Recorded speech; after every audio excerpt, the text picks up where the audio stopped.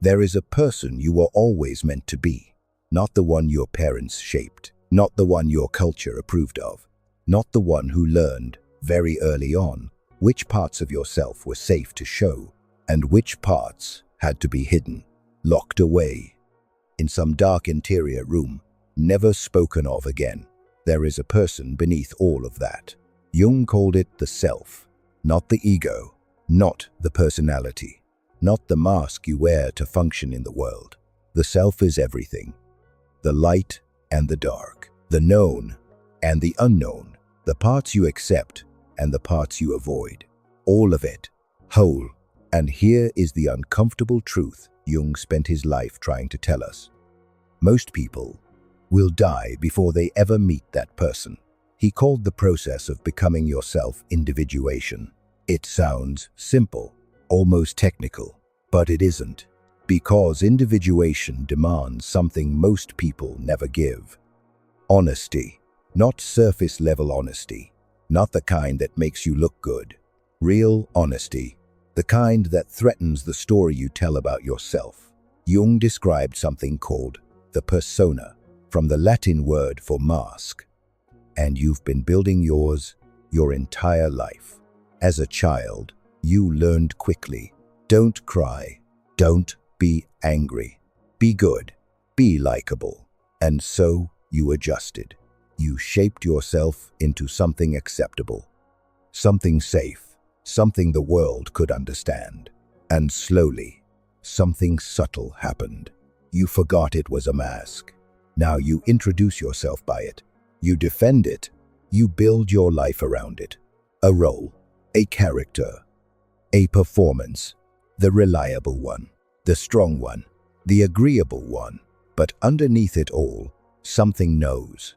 Something in you feels the gap, the quiet discomfort, the strange feeling that your life looks right but doesn't feel right. That something essential is missing. And most people never investigate that feeling, not because they're incapable, but because life is perfectly designed to distract them from it. There is always something else to do, another goal, another responsibility, another screen, another version of yourself to maintain. And then there is the shadow. The shadow is everything the persona rejected, everything you were told was unacceptable. Your anger, your envy, your need, your ambition, your vulnerability, even your sensitivity, because sometimes softness is the first thing the world punishes. None of it disappeared. It just went underground. And from the dark, it begins to operate. Quietly, influencing your decisions, distorting your relationships, repeating the same patterns, over and over again. You've seen it. The person who says they're never angry, but speaks with quiet resentment. The person who claims they're fine, but feels constantly exhausted. The person who keeps ending up in the same situation, with different faces. Jung would say, that is not bad luck. That is your shadow, asking to be seen. And this is where most people turn away, because facing the shadow is not comfortable. It means admitting, I am not who I thought I was. It means losing the clean story, the innocent version of yourself. But it also gives you something far more valuable, truth. Individuation is not about becoming perfect. It is about becoming whole. And wholeness requires integration, not denial, not suppression. Integration, to say, this anger is mine, this fear is mine, this desire is mine, and then to decide what to do with it. But here's the problem. The world does not reward this kind of work. The world rewards performance. It rewards stability, productivity, predictability. The person who stops and asks, who am I really, is often seen as difficult, or lost, or unstable. So most people don't stop.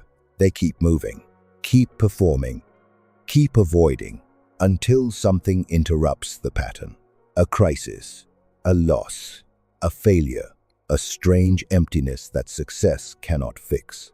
Jung believed this often happens in the second half of life, when the question finally arrives, is this life actually mine? And that moment is not a breakdown. It is an invitation to stop performing, to stop avoiding, to turn inward. But most people don't accept it. They distract themselves. They upgrade the surface. New goals, new identities, new escapes, anything but sitting with the question, who am I, without the mask? Jung did not promise happiness, at least not the easy kind.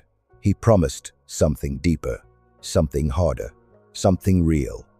Wholeness, the feeling of being fully yourself, not divided, not performing, not hiding, just present. A person who has done this work is recognizable, not because they are perfect, but because they are real. They don't need you to be different. They are not threatened by your depth, because they have already faced their own. And that is what individuation creates. Not perfection, presence. Most people never get there, not because they can't, but because they never begin. And the beginning is always the same, a quiet moment, when the mask slips, when something feels off, when you look at your life and something doesn't add up. That moment is not a problem. It is the door. And the question is simple. Will you open it? Or will you spend your life perfecting the mask? Most people choose the mask. Do you?